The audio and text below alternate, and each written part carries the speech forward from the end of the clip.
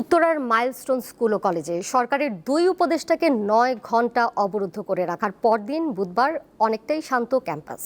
স্কুলে প্রবেশাধিকার সীমিত করা হলেও ঠিক কবে নাগাদ স্বাভাবিক স্কুল কার্যক্রম শুরু করা যাবে এ নিয়ে নির্দিষ্ট কোনো ঘোষণা নেই স্কুল কর্তৃপক্ষের। ওয়ালটন বিএলডিসি ফ্যান খরচ বাঁচে 65% পর্যন্ত। ওয়ালটন বিএলডিসি ফ্যান ছড়ায় স্বস্তির সবুজ হাওয়া। মাইলস্টোন স্কুল অ্যান্ড কলেজের ভয়াবহ এই দুর্ঘটনার সিসিটিভির ফুটেজ হয়তো অনেকেই দেখেছেন। বেঁচে ফেরা শিক্ষার্থীদের স্মৃতি থেকে একদিন হয়তো ফিকে হয়ে যাবে অগ্নিদগ্ধ সহপাঠীর যন্ত্রণাকাতর মুখের ছবিগুলো। নার্সারি পড়ুয়া ফাহিম বাবার হাত ধরে বুধবার স্কুলে গেছে ঠিকই, তবে পড়তে নয়, দুর্ঘটনাস্থলটি বাবাকে দেখাতে। প্লেন একদম খাড়াখাড়ি আইছে, জমি মাটিতে একদম পড়ে ব্লাস্ট হয়ে গেছে।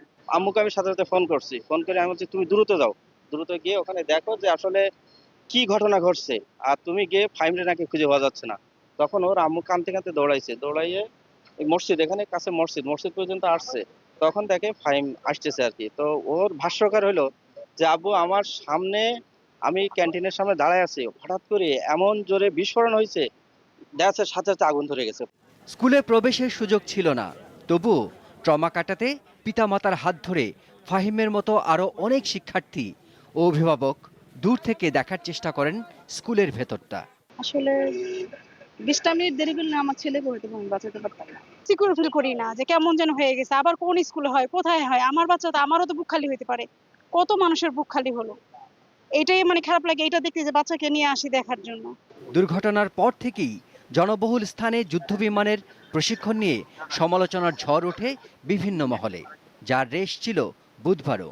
ফাঁকা যেসব জায়গা আছে এখানে এয়ারপোর্টকে সরাই নেওয়া যায় কিনা, কারণ দিন যাচ্ছে, ফ্লাইট বাড়তেছে, আর প্রশিক্ষণ বিমান তো সরকারের কাছে নিজস্ব চিন্তা করলে এটা হয়ে যায়, এটা খুব জটিল বিষয় না। এদিকে মর্মান্তিক এই প্রাণহানির ঘটনার পর ঠিক কবে নাগাদ প্রতিষ্ঠানটির কার্যক্রম শুরু হবে সে বিষয়ে এখনও নির্দিষ্ট করে কিছু জানায়নি স্কুল কর্তৃপক্ষ। শিমুল বাশার, দীপ্ত বার্তাকক্ষ।